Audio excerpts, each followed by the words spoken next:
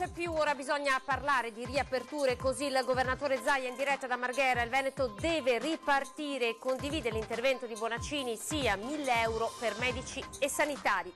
Veneto Lavoro rivela dati drammatici, botta e risposta tra governo e industriali sulle modalità per la ripartenza.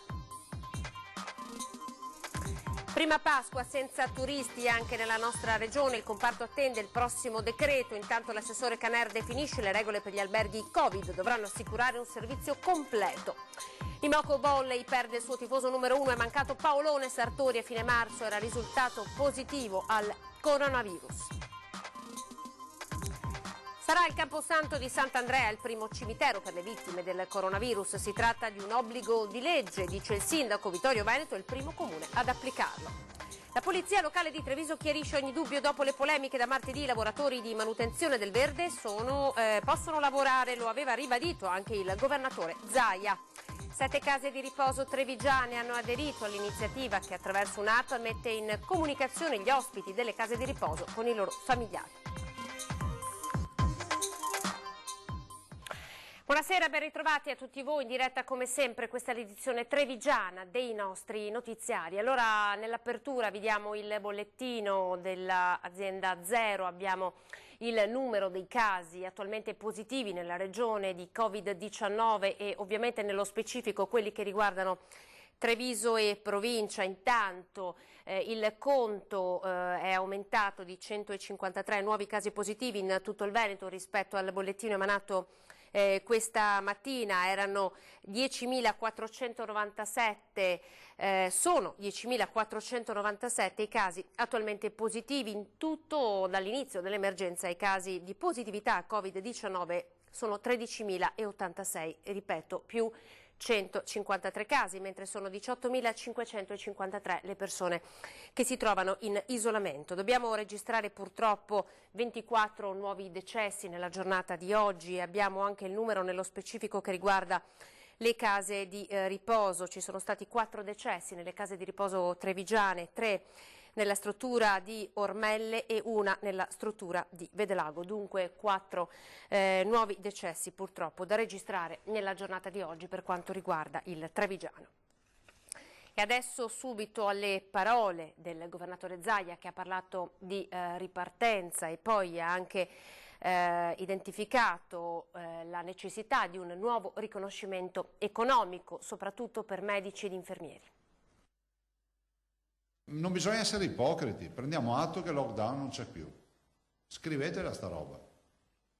Io non sono incazzato con le imprese, vi dico semplicemente com'è, perché è inutile che ragioniamo di lockdown a livello nazionale e l'uscita dal lockdown, ma non c'è più lockdown, la ragioniamo del fatto che comunque se è un tema sanitario non c'è più lockdown e quindi siccome non c'è più dobbiamo ragionare in altra maniera. Capire come aprire quelli che sono rimasti chiusi. Per il governatore Zaia bisogna riconsiderare il punto di partenza. Complici le autodichiarazioni in prefettura, molte imprese nell'ultima settimana hanno riaperto i battenti. Un dato di fatto, dice Zaia, evidenziato anche dall'aumento del traffico. Il problema semmai è garantire un piano di riapertura per le attività soprattutto commerciali rimaste chiuse, piano che non può prescindere dalla liberalizzazione del mercato delle mascherine. C'è un'ordinanza che prevede la confisca di tutti i dispositivi che non sono indirizzati alla sanità. Secondo voi un imprenditore compra un container di mascherine per vedersele confiscate? No. Io ho visto il nostro piano per la ripartenza. Si basa sui dispositivi, ma se non hai dispositivi che piano è? Se diciamo ai cittadini che devono avere la mascherina per uscire di casa e poi le mascherine non puoi comprarle al supermercato. Intanto arriva anche un chiarimento sui mercati alimentari all'aperto, tra i temi più discussi. Se qualche sindaco vi dice che io ho chiuso i mercati, dite che è una bugia, perché noi non abbiamo chiuso nessun mercato. Se poi c'è qualche amministratore che ha difficoltà a gestire diciamo delle norme minimali, allora è un altro discorso, ma non si dica che i mercati sono stati chiusi. Ma ci sono anche le buone notizie, come l'ospedale da campo arrivato dal Qatar, per cui si sta cercando la location più idonea, nella speranza di non doverlo mai utilizzare. Sono già arrivati 22 ingegneri, che abbiamo già qui, sempre dal Qatar. Tanto per darvi una dimensione, questo è un ospedale che coprirà un'area di oltre 5.000 metri quadrati, avrà 4 moduli, ci viene regalato e fornito di tutto, letti compresi. 400 posti letto, forse 500. E non si ferma nemmeno la macchina sanitaria regionale con la firma il 22 aprile prossimo dell'accordo di programma per il nuovo Policlinico Universitario di Padova. Anche questa è una grande partita sulla quale pochi ci credevano e nel mondo dell'ufficio complicazioni affari semplici noi insomma siamo riusciti ad arrivarci, no? Sempre sul fronte sanitario potrebbe arrivare un riconoscimento economico per gli operatori in trincea, 1.000 euro come già deliberato dalla Regione Emilia-Romagna. Io ho sentito anche Stefano Bonaccini e mi diceva proprio stamattina che anche loro hanno utilizzato quota parte del riparto sanitario e poi con altri fondi propri. Noi assolutamente sì, però prima vogliamo fare un confronto con le parti sociali perché penso che sia logico. Allora c'è un doveroso aggiornamento che vi dobbiamo dare per completezza di informazione dei decessi di cui vi abbiamo dato conto in apertura, decessi che sono avvenuti all'interno delle strutture trevigiane, 3 afferiscono a strutture di Treviso e 2 a Vittorio Veneto. Un paziente over 50 è deceduto senza altre tipologie. Gli altri 4 pazienti, una over 60, 3 over 80, avevano tutti varie altre patologie. Ancora Zaia, la questione adesso è legata alle riaperture, quale sarà la fase 2, come la potremmo definire, ed è evidente che c'è una botta e risposta tra gli industriali che vorrebbero ripartire subito e il governo invece che sta frenando. Le abbiamo chiesto a chiare lettere ieri di aprire subito in sicurezza le nostre fabbriche.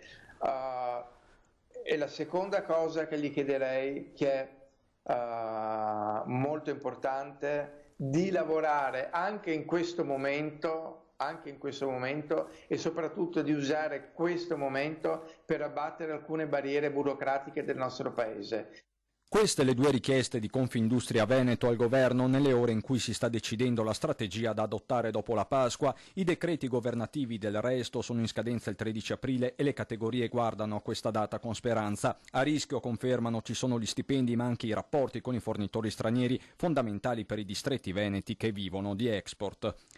Oggi le catene di fornitura sono molto strette, non ci sono più i clienti che hanno un mese di magazzino. Oggi le grandi imprese hanno 1 o 2 settimane di magazzino, quindi 1 o 2 settimane dobbiamo risolvere il problema.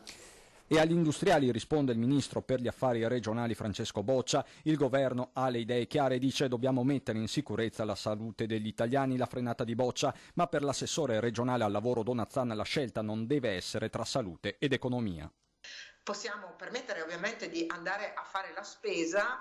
A maggior ragione io credo che si debba provare a ragionare in termini di sicurezza. Questa deve restare sempre la priorità e non è un scontro dicotomico tra sicurezza e lavoro, ma possono stare insieme. Noi dobbiamo lavorare per questo, per essere pronti subito. I numeri veneti continuano a parlare di un crollo verticale di posti di lavoro persi dall'inizio dell'emergenza, meno 35.000. Per Donazzan serve un approccio diversificato. E siccome abbiamo voluto investire, giustamente abbiamo investito in termini di misure straordinarie e di economie straordinarie sulla sanità, dovremmo farlo anche per l'economia. Non esiste vita dell'uomo se non c'è anche vita economica e lavorativa, perché sennò genera depressione e povertà, come ha detto il patriarca in una delle messe che avete trasmesso proprio voi. Il primo cimitero nato in Veneto per le vittime del coronavirus. Allora andiamo a Vittorio Veneto. Io saluto e ringrazio per essere con noi presente al telefono il sindaco di Vittorio Veneto, Antonio Miato. Buonasera sindaco. Buonasera a tutti. Eccoci qua. Allora la notizia davvero sta diventando una notizia a carattere nazionale, perché si tratta del primo cimitero per vittime del coronavirus. Di fatto lei ci ha raccontato che state soltanto rispettando la legge. Ma effettivamente è vero. Non è che a Vittorio Veneto abbiamo fatto un qualcosa di innovativo unico. La norma vuole che i comuni ottemperino a questo obbligo di definire delle zone, delle aree all'interno dei loro cimiteri appositamente destinati per le salme provenienti da mortalità dovuta a epidemie. Naturalmente a Vittorio Veneto la cosa è abbastanza più facile che se non per altri comuni, perché Vittorio Veneto è grande. Vittorio Veneto ha 9 cimiteri quindi è stato abbastanza agevole per noi ottemperare alla norma e definire un'area dove le salme debitamente trattate come vuole la norma perché morte da cause infettive possono essere convenientemente seppellite in terra. Quindi storicamente quel nostro cimitero era già in passato, in lontano passato, destinato in parte a questa funzione e noi abbiamo rinverdito questa sua caratteristica. Senta Sindaco, questa cosa non ha già mancato di sollevare alcune polemiche, i familiari, i parenti sentono che i loro cari di fatto sono stati ghettizzati. Cosa ne pensa di questo, delle polemiche che arriveranno? L'immagine che abbiamo di questo fatto ha del medievale, dell'ottocentesco, però la norma questo prescrive che le salme di coloro che muoiono appunto di queste forme infettive vengano trattate in un certo modo, con disinfettanti, con prodotti vari, secondo norma appunto, e che debbano essere inumati, qualora si voglia inumarli, in localizzazioni ben definite all'interno dei cimiteri. È una norma attuale che probabilmente molti comuni danno. Per chi sceglie la cremazione, chiaramente la salma cremata non ha più nessun significato infettivo e quindi esulerebbe da questa metodica. Perché secondo lei questa notizia sta facendo tanto scalpore? Ma perché forse non siamo più abituati al concetto di epidemia e di conseguenze, per cui la gente non si aspetta che ci debbano essere anche dei provvedimenti abbastanza freddi e diciamo così poco simpatici, come quello di definire un posto speciale per la loro inumazione. Quindi questo capisco che faccia scalpore. Io penso che moltissimi comuni con un regolamento cimiteriale aggiornato già lo abbiano. Insomma, noi non lo avevamo e quindi abbiamo ottemperato. Questa è la legge. Grazie per essere stato con noi, Sindaco, grazie. Buona serata, buon lavoro Sindaco, arrivederci. Noi andiamo avanti, adesso parliamo di turismo. Ovviamente il comparto sta attendendo con ansia il prossimo decreto, la Pasqua sarà una Pasqua per tutti, ormai senza turisti, dopo ci sono anche delle novità per i famosi alberghi Covid. Ce le racconta l'assessore Caner. Alla vigilia della prima Pasqua senza turisti, l'appello degli operatori di un settore ormai in ginocchio arriva attraverso gli assessori regionali al turismo di tutto il paese. Dopo un incontro con il sottosegretario Bonaccorsi, l'attesa degli operatori per il prossimo decreto è massima. Ci è stato assicurato che la prossima settimana avremo un incontro con il Ministro, quindi avremo un incontro con il Ministro al quale chiederemo tutte quelle misure che gli sono già pervenute sul tavolo, in primis l'aiuto alle imprese, togliere l'IMU per esempio nel 2020, tutto il tema degli oneri previdenziali dei dipendenti, la cassa integrazione, perché queste sono le situazioni. E poi il sottosegretario ci ha detto che ci sono due misure che stanno prendendo in considerazione. Uno è il cosiddetto bonus fiscale per le famiglie che potranno avere la possibilità, speriamo tante, di andare in vacanza quest'estate, e l'altro tema riguarda la promozione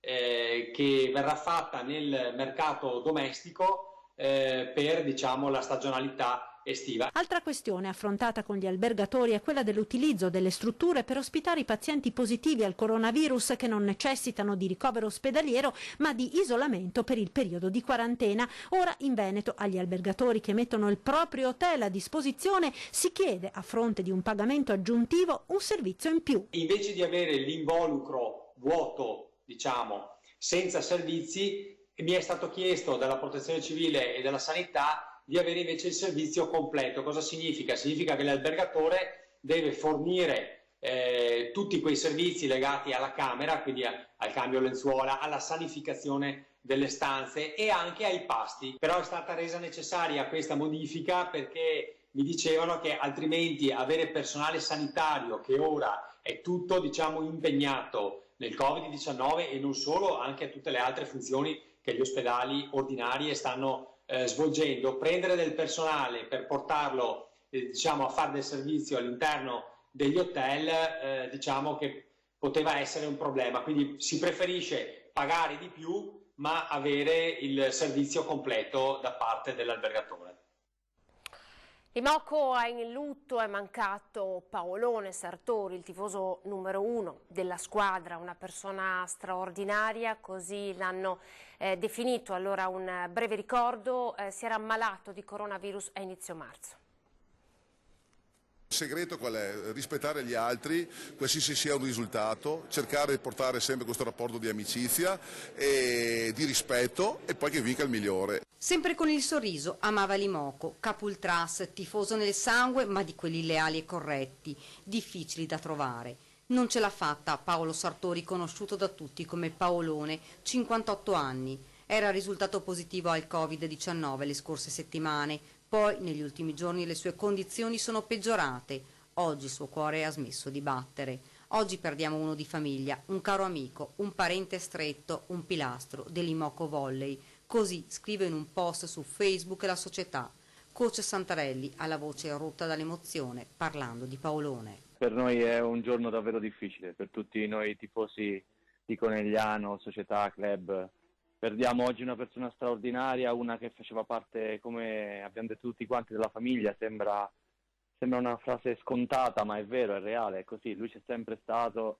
Io non ce l'ho avuto personalmente accanto solo nei momenti più belli delle nostre vittorie o delle sconfitte, ma ce l'ho avuto a fianco anche nei momenti belli e tristi della mia vita. Ha partecipato al mio matrimonio, ha partecipato al funerale di mio papà, lui c'è sempre stato. Io mi fidavo molto di lui, era una di quelle persone molto difficili da trovare. Sartori non ha mai perso una partita delle sue amate Pantere, infaticabile, organizzatore del tifo e delle trasferte dall'Italia alla Cina, un entusiasmo travolgente e contagioso, quello da sempre dimostrato dal supporter trevigiano, lascia un vuoto immenso che sarà difficile da colmare. Purtroppo oggi è un momento davvero difficile per tutti noi, io lo abbraccio forte, abbraccio tutta la sua famiglia, sono sicuro che continuerà a seguirci e che sarà un motivo in più per noi quest'altro anno per fare bene. Dobbiamo qualcosa a lui per tutto quello che ha fatto per noi e per questo club. Continuerà a seguire le partite, continuerà a tifare le Pantere, lui ci sarà comunque, il suo ricordo rimarrà indelebile nel cuore delle Pantere e dell'Imoco. Allora c'è stato un grave incidente sul lavoro oggi, un operaio sta lottando tra la vita e la morte, è precipitato da 6 metri mentre lavorava su un palo telefonico. Un grave incidente sul lavoro è accaduto questa mattina a Cessalto. Un operaio di 46 anni, residente a Vazzola, mentre era impegnato in lavori di manutenzione della linea telefonica, è precipitato a terra a causa del cedimento del palo di legno dove era salito per dei lavori di manutenzione. Il tronco, spezzandosi alla base, ha fatto precipitare l'uomo da quasi 6 metri di altezza. L'incidente è accaduto attorno all'1, poco lontano da piazza Martiri della Libertà, dove vi è la sede del municipio. A terra ancora visibili le scarpe e alcuni indumenti dell'operaio. I soccorsi sono stati subito allertati dai colleghi di lavoro. Sul posto è intervenuto l'elisoccorso, oltre agli infermieri e il medico del SUEM 118 con un'ambulanza, i vigili del fuoco di Motta di Livenza, i carabinieri di Conegliano e i tecnici del nucleo Spisa dell'ASL 2. Il ferito è stato subito trasportato all'ospedale di Treviso incosciente. Le sue condizioni sarebbero molto gravi. E c'è un'altra notizia di cronaca, delle confezioni di pesce senza scadenza né alcuna tracciabilità e mancata esposizione dei prezzi sono state trovate dal nucleo di polizia commerciale della Polizia Locale di Treviso nell'ambito dei controlli sul rispetto delle norme anticontagio. Il nucleo ha effettuato un sopralluogo presso un negozio di alimentari nei pressi di via Zenson, trovando dunque numerose irregolarità. Al negoziante sono state levate sanzioni amministrative per 4.000 euro. I controlli al negozio saranno comunque ripetuti anche nei prossimi giorni per verificare che non si ripetano ancora situazioni irregolari che possono diventare pericolose per i consumatori. E ancora la polizia locale ci dà una notizia importante, perché sono state molte le telefonate che abbiamo ricevuto in questi giorni, soprattutto da parte di giardinieri che chiedono: possiamo lavorare oppure no? Ecco la risposta. Facciamo chiarezza, speriamo in modo definitivo. Il giorno 6 è uscita l'ordinanza 38 della Regione Veneto che prevede la manutenzione del verde, sia in aree pubbliche che in aree private. Quindi dopo questa ordinanza i giardinieri e le attività in generale che fanno questo tipo di lavori possono lavorare tranquillamente, perché è stata fatta chiarezza rispetto all'ordinanza precedente, la numero 37 del 3 aprile, che prevedeva solo lavori di urgenza nelle aree verdi. Insomma, se le multe sono arrivate è perché i giardinieri sono stati sorpresi al lavoro nei giorni compresi tra il 3 e il 6 di aprile, praticamente da venerdì a lunedì. E sono tantissime le segnalazioni che abbiamo ricevuto in questi giorni, come il caso del signor Ettore, il nome è di fantasia, preoccupato perché contattato da un amministratore di condominio per eseguire la consueta manutenzione del verde. E si è sentito rispondere picche dai vigili urbani che l'uomo aveva opportunamente contattato per sapere di essere nel giusto nell'accettare l'incarico. A seguito del decreto del 25 marzo emergenza Covid-19, i lavoratori del verde che rientrano nel codice Ateco 81.3 sono esclusi dalle categorie di lavoro essenziali. Una decisione che ha causato non pochi mal di pancia per la categoria, che assicurava di essere in grado di mantenere le distanze di sicurezza sul luogo di lavoro perché all'aperto. Ad aggravare ulteriormente le cose, ad esempio nel caso del signor Ettore, c'era anche la preoccupazione di perdere l'incarico qualora avesse rifiutato. Un lavoro che di questi tempi vale come l'oro. Lo ribadiamo allora, i giardinieri possono lavorare, così come spiega il comandante della polizia locale Andrea Gallo. L'ordinanza della Regione Veneto è molto chiara, quindi dal giorno 6 giardinieri e aziende possono naturalmente e tranquillamente lavorare. Ed ora torniamo alla pagina Facebook dedicata all'Osservatorio dei Prezzi. È stata aperta circa una settimana fa, ma sono davvero decine di centinaia le segnalazioni che arrivano con tanto di foto degli scontrini, perché i cittadini hanno deciso di far sentire la loro voce e segnalare che cosa non va. Un osservatorio, un paniere dei prezzi calmierati per far sì che le merci stiano dentro determinati range. Questa è la proposta dell'Associazione Quartieri Vivi e Attivi ad una settimana dall'apertura della pagina Facebook sull'Osservatorio Prezzi a Treviso. Tanti cittadini che hanno postato gli scontrini della spesa con l'inevitabile confronto su alimentari, beni di prima necessità e prodotti per l'igiene. Un esempio sono questi due scontrini e il relativo prezzo battuto per le uova. Da una parte 85 centesimi, dall'altra 3,24 €. Altro scontrino e altra sottolineatura di chi ha acquistato e poi postato cavolfiori a 3 € al chilo. Vediamo una ottima risposta da parte degli utenti, la pagina è arrivata quasi a 500 mi piace, ci sono centinaia di commenti e stanno arrivando molte segnalazioni, quindi vuol dire che le persone sono molto attente a questa problematica in un momento come questo di grande tensione e di grande preoccupazione anche per quello che è sia il presente ma soprattutto anche il futuro di ognuno. Segnalazioni che una volta verificate vengono girate alle autorità competenti. Noi abbiamo mandato delle mail, abbiamo fatto alcune telefonate per segnalare appunto quello che i cittadini, quello che la Vox Populi ci sta appunto informando. Cosa avete visto di maggiore discrepanza tra i beni di prima necessità? Cioè dov'è che c'è qualcuno che sta facendo troppo il furbo? Diciamo che non c'è una condizione specifica, è un po', sono fenomeni che si verificano in maniera generalizzata sia dalla grande distribuzione sia del negozio di vicinato, quindi le segnalazioni sono abbastanza trasversali. Alcuni commenti giustificano le differenze prezzi ai costi fissi dei negozi di vicinato più alti rispetto a quelli della grande distribuzione, anche se in diversi casi la differenza è davvero notevole. Per l'associazione, richiamando la limitazione agli spostamenti entro i 200 metri da casa, dovrebbe essere l'amministrazione di Casugana a stabilire e imporre una lista di prodotti essenziali a prezzo concordato per tutto il territorio comunale. La limitazione dell'ordinanza prevede appunto di limitare gli spostamenti dalla propria residenza, questa deve essere un'occasione per appunto i commercianti per mantenere e rafforzare i rapporti con la propria clientela. Noi diciamo e vogliamo essere chiari che non siamo contro le categorie di commercianti o degli esercenti, ma anzi questa iniziativa vuole andare a neutralizzare chi pone in essere comportamenti scorretti e mettere a repentaglio il prestigio delle categorie stesse. Andiamo in pubblicità per pochi secondi e dopo ancora insieme con le notizie da Treviso.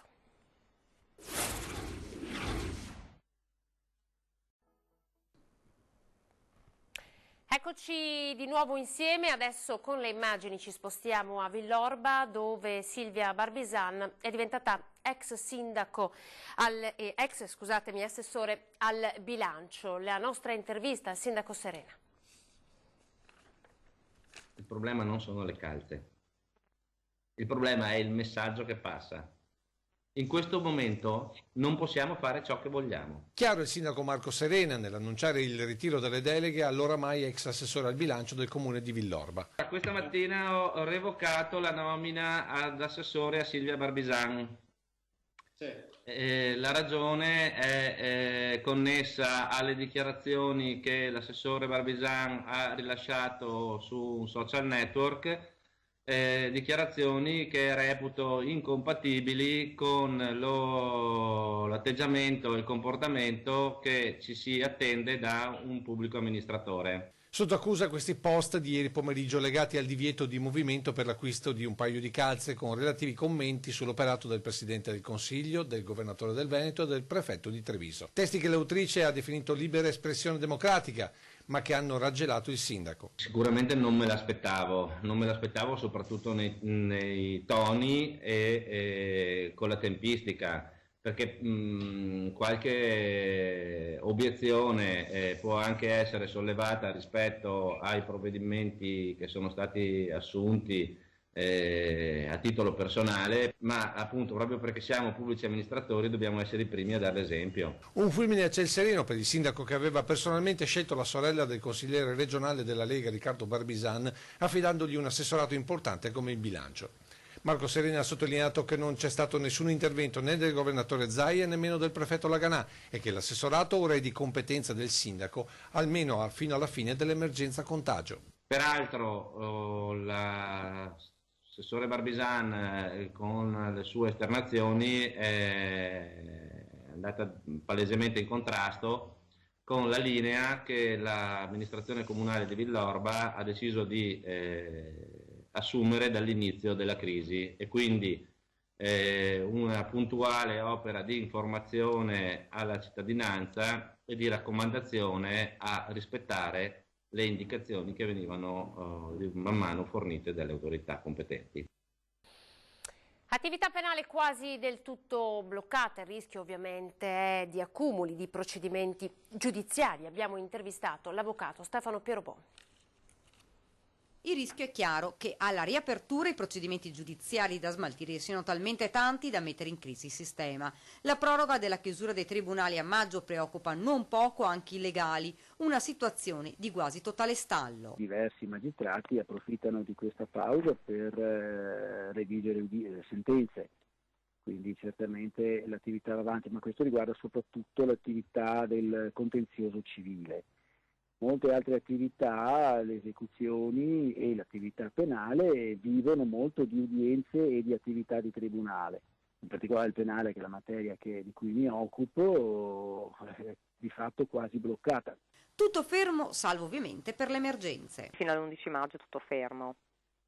Sostanzialmente sì, gli arrestati, cioè le persone detenute a vario titolo, detenute nelle nostre carceri, per loro i processi si fanno, i minorenni e altre piccole, una piccola nicchia, una piccola parte del contenzioso penale viene svolto, la più parte è fondamentalmente bloccata. L'avvocato Pierobon coglie l'occasione per lanciare un appello: più si rispettano le regole e con più rapidità si tornerà alla vita di sempre. Questo perché, andando in studio negli ultimi giorni, ha notato un notevole afflusso di gente in Piazza del Grano. Una cosa che ho notato mi ha un po' incuriosito, io svolgo un'attività autorizzata e frequento la Piazza del Grano tutte le mattine, ho notato un progressivo intensificarsi dei parcheggi, al punto che in questi giorni siamo arrivati quasi ad una situazione ordinaria, di occupazione degli stalli di sosta. Era da quando sono entrate in vigore le restrizioni che non si faceva fatica a trovare un posto auto, dice. Negli ultimi giorni la situazione è cambiata, eppure i divieti sono rimasti. Servono persone che servono, è il messaggio lanciato dal Vescovo di Treviso, dalla Cattedrale del Duomo, oggi pomeriggio, proprio nel giorno del Giovedì Santo. In questo momento, nella nostra storia, non ci serve chi ha tante cose ma se le tiene per sé, chi sa tante cose ma non le sa mettere a disposizione. Non ci serve chi ha competenze ma non le mette in gioco. Non ci servono persone che prendono il tempo per riposare, per distaccarsi. speriamo che passi e torneremo a vivere. Ci servono persone che servono. E quante, davvero quante ce ne sono. Ogni giorno che leggo i giornali, che guardo in televisione, che ricevo messaggi, che ricevo lettere o telefonate, scopro ogni volta sempre di più quanto si allunga questa lista delle persone che servono, perché sono a servizio. Negli ospedali. E quanti negli ospedali? A tutti i livelli, tutti. Nelle case di riposo. Lì dove ci sono persone che hanno bisogno di assistenza, di cura. Le persone che stanno vicino alle famiglie, per esempio, che hanno dei figli disabili. Lì dove si vive quotidianamente sulla frontiera del disagio psichico, dove ci sono persone che dedicano la vita affinché altre possano uscire dalla schiavitù della dipendenza. E quante mamme, quanti papà, quanti fratelli, sorelle, quanti nonni che aiutano. Da oggi sarà possibile seguire il proprio caro ricoverato in una casa di riposo attraverso un'applicazione. A questa novità hanno aderito 7 strutture nel Trevigiano. L'iniziativa, partita a luglio scorso, ora si sta concretizzando. Presto per i familiari degli anziani nelle case di riposo ci sarà una bella novità. Attraverso un software sarà possibile accedere da remoto e vedere con i propri occhi i progetti riabilitativi, terapeutici ed assistenziali. In questo momento poi particolare di contagio noi daremo la possibilità ai familiari con Password di accedere alla cartella personale di ogni anziano ospite all'interno della casa e di vedere tutte le attività che noi svolgiamo a favore di ogni singolo anziano. Quindi è un controllo a distanza che quello che promettiamo noi realizziamo.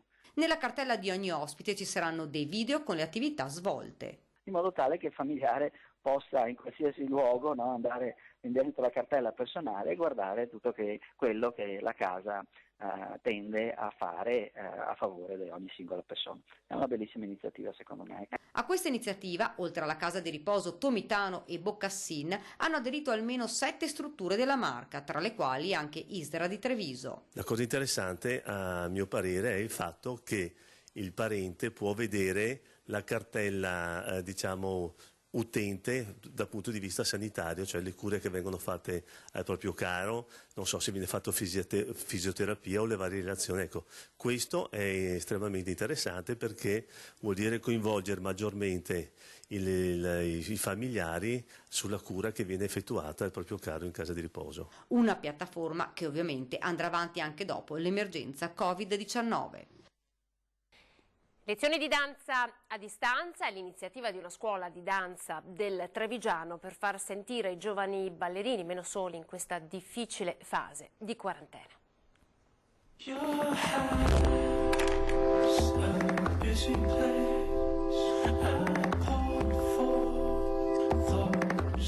Un video che ha come protagonisti alcuni ballerini della scuola Danza Insieme di Treviso, chiamati dalla loro insegnante di contemporanea a realizzare delle brevi coreografie per lanciare un messaggio importante: rimaniamo distanti oggi per riabbracciarci domani. Si può fare qualcosa anche da casa e magari il messaggio mandato da casa entra proprio, secondo me, nel cuore delle persone. Scoppiata l'emergenza Covid-19, la direttrice e gli insegnanti della scuola di danza hanno capito come fosse necessario non lasciare soli i ragazzi, dando loro quella stessa continuità che hanno con la scuola anche con lo sport, perché mantengano viva la loro passione. E così sono nati alcuni progetti per i più piccoli attraverso disegni da colorare e simpatiche iniziative. Per la festa del papà ci siamo inventati di rendere partecipe il papà in questa situazione proprio nell'ambito della danza. Per i più grandi, vere e proprie lezioni a distanza. Cerchiamo di organizzare queste lezioni online per tutte le discipline, quindi danza classica, danza moderna, danza contemporanea. La stessa direttrice sta tenendo delle lezioni ad una giovane allieva che si era appena approcciata al mondo della danza. Che aveva appena iniziato ad approcciarsi alla danza e io sto tenendo con lei proprio delle lezioni personalizzate per insegnargli, diciamo, le basi. Anche in questa emergenza i ragazzi, come ha sottolineato più volte lo stesso presidente Zaia, stanno dimostrando un grande senso di responsabilità, stando in casa ma cercando contemporaneamente di sentirsi vicini ai propri amici. Questo desiderio di raggiungere tutti gli altri ragazzi è stato proprio perché vedo i miei figli che, cioè, tutto il giorno a casa non è una cosa, scusi se mi commuovo, però è proprio, cioè, è una cosa incredibile come i ragazzi forse hanno reagito meglio di tutti noi. Ora le notizie da Belluno.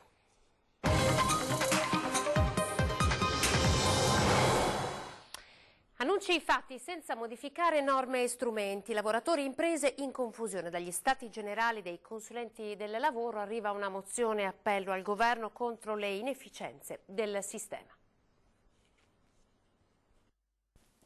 Nuova emergenza, vecchie regole e soprattutto una mole di burocrazia che ha pesanti ripercussioni sul mondo produttivo ed economico. Dagli stati generali dei consulenti del lavoro una mozione al governo per stigmatizzare i provvedimenti per imprese e lavoratori approvati in seguito all'emergenza coronavirus. I dati della crisi diffusi ieri da Regione Veneto e Veneto Lavoro parlano di quasi 17.000 domande di cassa integrazione in deroga per un totale di circa 48.000 lavoratori interessati. Negativo il saldo fra assunzioni e cessazioni, meno 20.400 unità rispetto ai più 19.500 dello stesso periodo dello scorso anno. La diminuzione delle assunzioni a tempo indeterminato è risultata maggiore nei settori considerati non essenziali dai decreti governativi. Per i contratti a termine invece crollo in tutti i settori. Una situazione che si protrarrà anche nei prossimi mesi con turismo e commercio che continueranno a pagare l'epidemia dopo aver già perso 20.000 posti di lavoro. Datori di lavoro e lavoratori si sarebbero aspettati di essere coperti con semplicità e rapidità dal sistema degli ammortizzatori sociali. Questo purtroppo non si sta verificando per la complessità di usare degli strumenti ordinari, i quali cassa integrazione ordinaria, fondo integrazione salariale e cassa integrazione in deroga, a fronte di una emergenza del tutto straordinaria.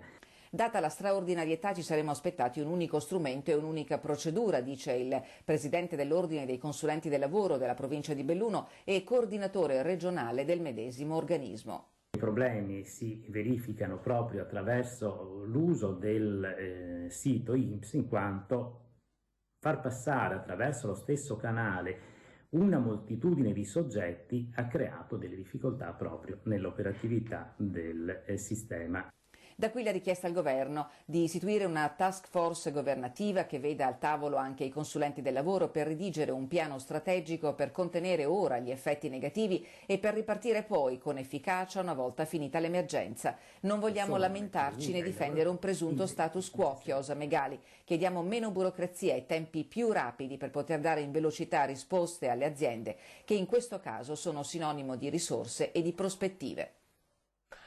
È stato con molta probabilità il surriscaldamento di una canna fumaria a causare l'incendio che alle prime luci dell'alba di oggi ha interessato e distrutto il tetto di un'abitazione a Villa Bruna di Feltre. Il proprietario, Loris Bertone, e la sua famiglia sono riusciti a mettersi in salvo e ora il nucleo familiare si è trasferito nella loro seconda casa di proprietà.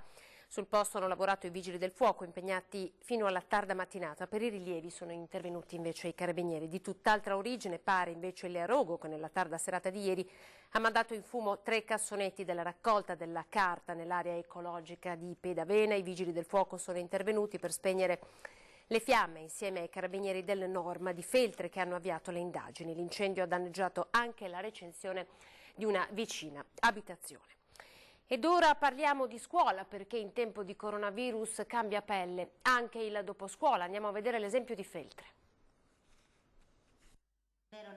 Rimodulazione del progetto e didattica online. Il doposcuola comunale di Feltre cambia pelle e si adatta alla nuova modalità imposta dall'emergenza causata dal coronavirus. Conseguentemente alla chiusura delle scuole abbiamo pensato che fosse opportuno chiudere anche il doposcuola, che è fermo appunto dal 24 di febbraio.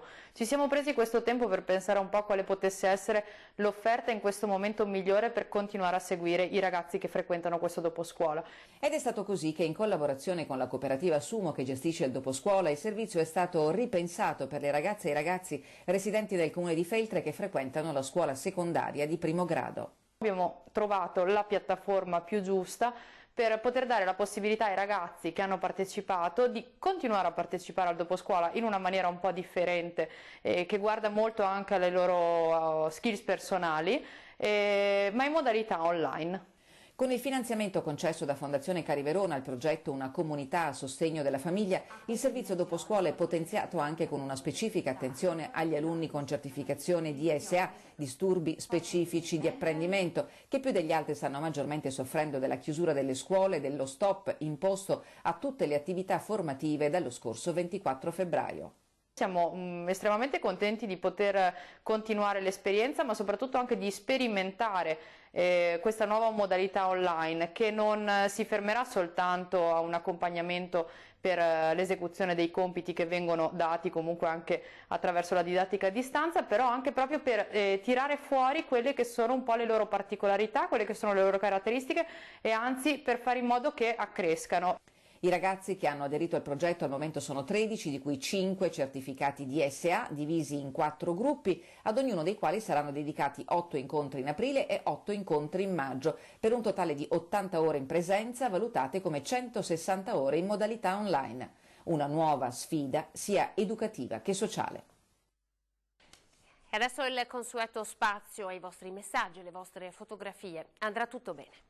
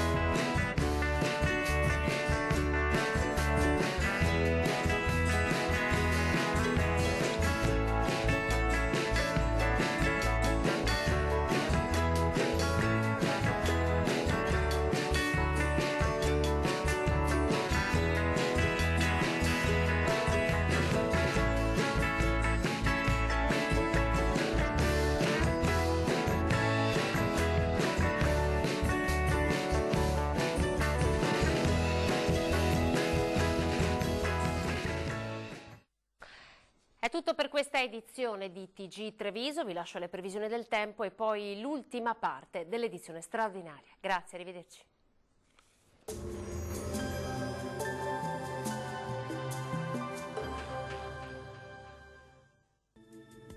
Bentrovati a un nuovo aggiornamento meteo. Nessuna novità rispetto ai giorni scorsi, sarà un venerdì santo determinato ancora dalla presenza dell'anticiclone. Bel tempo e clima primaverile. La situazione nel dettaglio. Sul Veneto tranquillità e stabilità atmosferica, sarà una splendida giornata con sole, vedete, su tutti i settori della nostra regione. Il cielo sarà sereno e la nuvolosità praticamente inesistente. Vediamo anche le temperature, minime comprese tra 6 e 8 gradi, massime invece tra 21 e 24 gradi, punte di 25. Ampio soleggiamento anche sul Friuli Venezia Giulia, non sono attese precipitazioni e anche qui il cielo sarà terso e limpido. Temperature minime tra 8 e 9 gradi, massime tra i 22 e i 25. Uno sguardo infine alla situazione del Trentino Alto Adige, anche qui non cambia di molto, bel tempo stabile, cielo sgombro da nubi. Temperature minime sugli 8 gradi, massime invece fino a 25. Dal meteo per ora è tutto, vi auguro un buon proseguimento con Antenna 3. Arrivederci.